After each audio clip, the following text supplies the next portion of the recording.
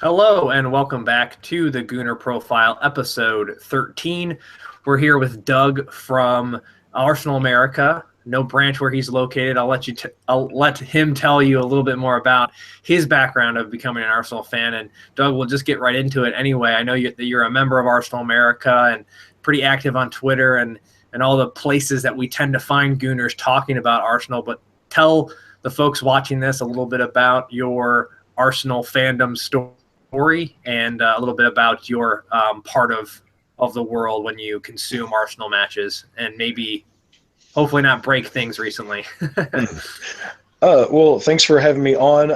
Again, my name is Doug. I'm from Huntington, West Virginia, which is about 3 hours out of Cincinnati, 3 hours out of Columbus, Ohio, 6 hours out of Pittsburgh. So I'm kind of in the middle of a lot of stuff. There's no real branch here in West Virginia or in the local city. There used to be a bar that we would go to watch a game, but it closed down. So mostly I just enjoy Arsenal either on my giant TV or, wherever I can when I'm around. I do some traveling, so every time I'm out for conferences and stuff, I'm always trying to look up whatever local chapter's on, and it's kind of ironic that you've had Portland and Milwaukee on before me, and I've actually gone to both of them. I was actually hanging out with Matt from Milwaukee for the Arsenal versus Manchester United game last season when we won the 3-0.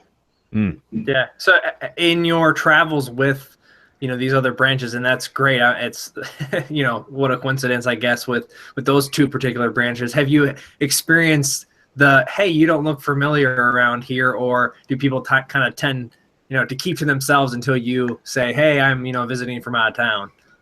It's been a bit of both. I think definitely Milwaukee was the most welcoming, which was fantastic. Other places, it really is kind of a walk in and enjoy the game, and nobody really notices just because everybody's too focused on the game. So it's a bit of a mixed bag depending on where you go. Yeah, that Midwestern hospitality. Yeah, sure. absolutely. Yeah. So what's your background? What got you into Arsenal, and what keeps you coming back? I mean, masochism probably is what keeps me coming back. Yeah. But I got started watching soccer, football, probably around 2002, when the World Cup was in Korea and Japan.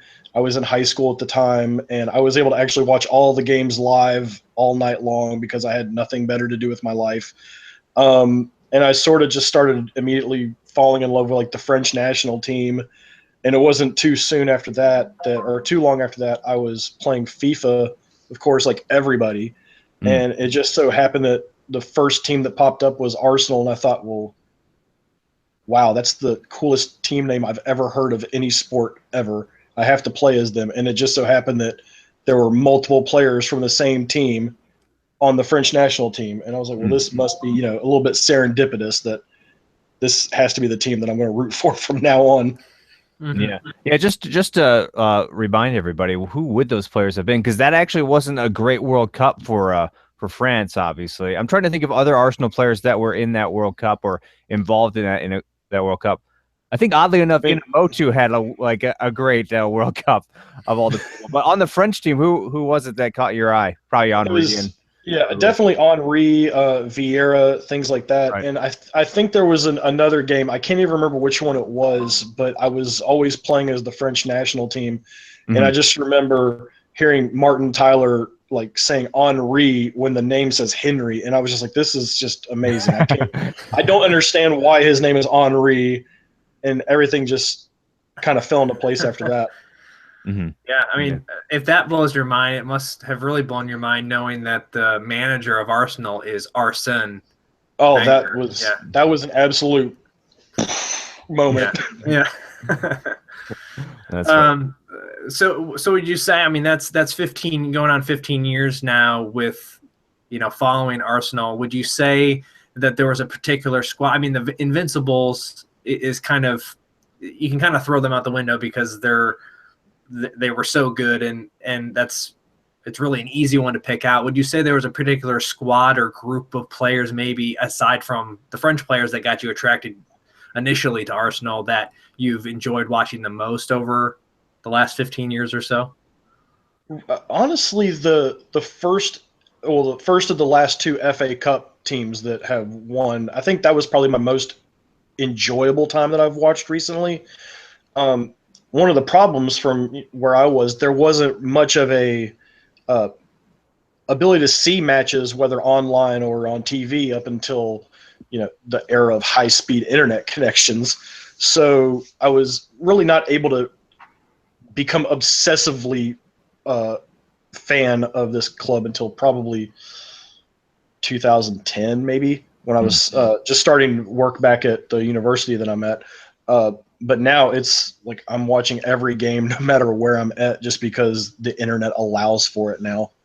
Yeah, that is an interesting dynamic that I guess it really, like you said, hasn't started being prevalent, the coverage until, the last 5 or so years ago. So that's, that is amazing. So what is your elevator speech or your elevator sales pitch to anybody who you want to get interested in Arsenal? It might be more difficult nowadays than in 2002. So what would you say now if you're trying to like evangelize Arsenal to somebody? Well, I think with everybody for a long time, it was always the beautiful football aspect of it. And I do, when I am conversing with people, that's what I try and stress the most. But also at the same time, I really enjoy the almost institutional aspect of, Arsene Wenger as coach and manager, because I'm also like a North Carolina Tar Heels basketball fan, and all I've known growing up my entire life is Dean Smith and Roy Williams.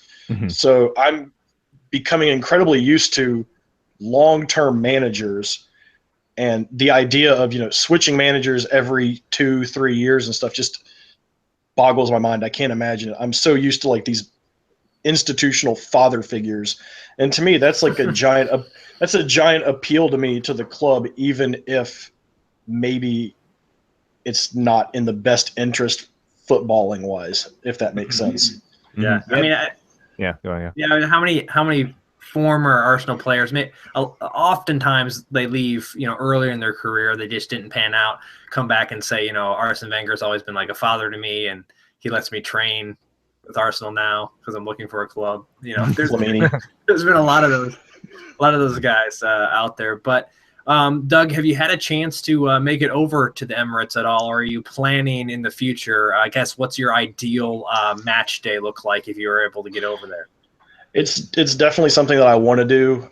Haven't been able to necessarily scrounge up the finances to do it, because there's just simply no cheap way of getting there. Right.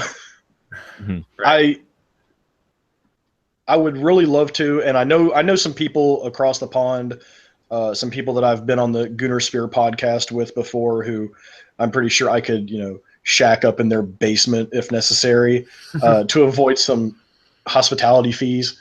But I would love to go. I mean, even for a snowy, rainy, crappy loss, I would just love to be there one time, just to actually be there among the crowd.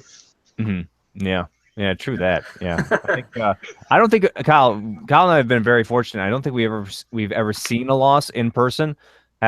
Right? No, you're all wins, right? Yeah, I am. I've seen a draw where Nichols Bentner had to rescue the game. So that's the worst I've gotten. But yeah, I know what you mean, Doug. It's just being there. It doesn't matter if they lose or not. Even if they would have lost one of those games. It's all about It's all about experiencing the stadium and the pre-match and the post-match and everything that goes into that environment for the very first time. There's nothing like the very first time attending an Arsenal game. So I hope you get there. Somehow we'll try to find you. We'll get some sponsors for you. How about that? We'll see what. Nice. I'll have to go sell Avon or something to make up the money. Well, I wouldn't stoop that low, but that's not a bad idea. We could. Joel and I could do, makeup on screen, supplement to the pod, and we'll donate the cash to people that need to get over and catch a match. But nice. Worse things have been done on podcasts, I'm sure. I'm sure. Yeah. So Well, Doug, that's it's great insight. Great to talk to you. Hopefully, maybe we can get some organization going there in Huntington, West Virginia. So anyone else that might be watching this might know some people that also support the Gunners there in Huntington, or at least close by, that want to get in touch with Doug and get something going officially there under the Arsenal America banner. Be sure to do so. Thanks, Doug. Hopefully you can make that trip over soon, and we'll definitely be in touch. All right. Thank you guys for having me. I definitely appreciate being on. Sure thing. Take care. Anytime, man. Take care. Take care. All right. Bye-bye. All right. All right, Kyle, you and I again. That is an interesting perspective. Just the father head figure of Arsene Wenger. I know, like Doug said, he realizes that's not the most popular thing with maybe Arsenal fans nowadays, but that is, when you think about it, a very unique trait of Arsene Wenger and of Arsenal that would attract some people, especially from the States, who are used to that. And still a lot of, I feel like, teams have that kind of setup where there's a long-serving coach or manager in place there. So, yeah, that is unique. I mean, he is the longest-serving manager in the Premier League by far still, so at one club anyway. Well, I mean, I think it was a season or two ago he had like 19 years of all the other managers combined or something. Oh, right, yeah. Served longer, whatever it was. Yeah. But, yeah, we'll have to get Doug and others that are wanting to go over to a match somehow because, as we've heard, the feedback we've received, Joel, they're not real fans until they go, right? Yeah, until they're at the game. So, for anyone who doesn't know what that really is all about, it's bullcrap. First of all, so it just water off a duck's back. Yeah, we appreciate. People must be jealous of the literally tens of people that watch these videos. They must be jealous of our huge popularity in this realm. So anyhow, thanks again for checking out the Gooner profile. Hopefully we'll continue our stretch of coming to you each and every week. I know we've had a few gaps here and there, but nonetheless, check out our other features of different branches around the U.S. And, of course, we always have the podcast each and every week with guests from around the world. So thanks for checking us out. We'll see you next time on the Gooner Profile.